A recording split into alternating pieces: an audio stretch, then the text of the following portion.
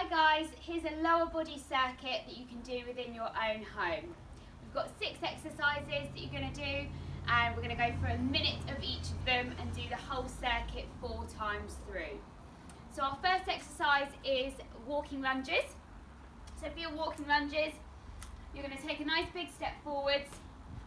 Make sure your weight is distributed evenly between your 2 feet. Body's up nice and tall, and then we're going to take the back knee towards the floor, taking it down, making sure the front knee isn't coming over the toe. Here, bring it up and then step in, and then you're going to go with the other leg, down, up and in, okay? So carry on with those for the whole minute. So if you've got a short distance, do a few one way, turn around and come and do a few back the other way. Next up, we've got sumo squats. So for a sumo squat, you're going to take your feet wider than you would normally for your normal squat. And you're going to turn your feet out slightly.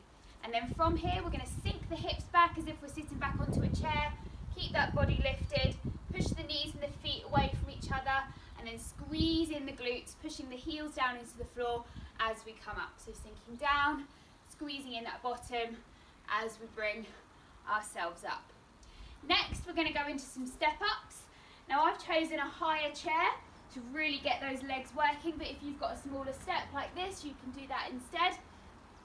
If you have got a chair or something like this, I would suggest putting it against a wall before you start, because you don't want it to tip or anything. So for this, what we're going to do is just focus on one side for the first round.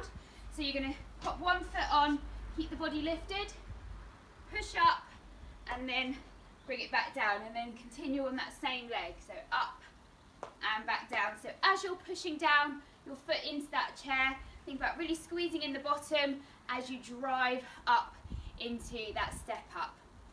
Then we're going into a glute raise. So a glute raise, we take it onto the floor.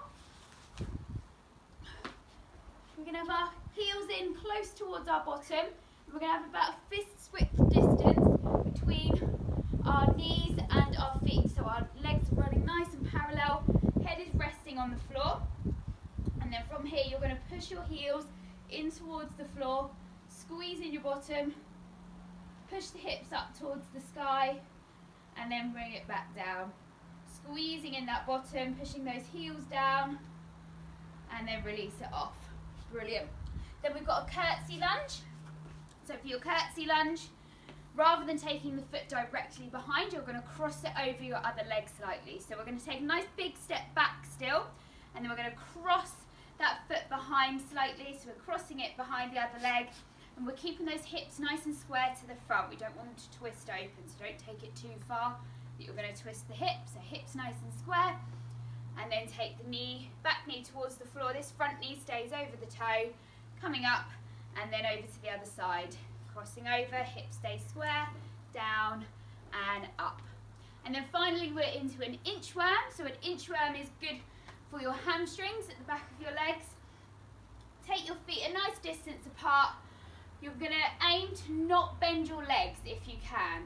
So what we're going to do is we're going to touch the floor, walk forwards into a plank position, and then walk it all the way back up.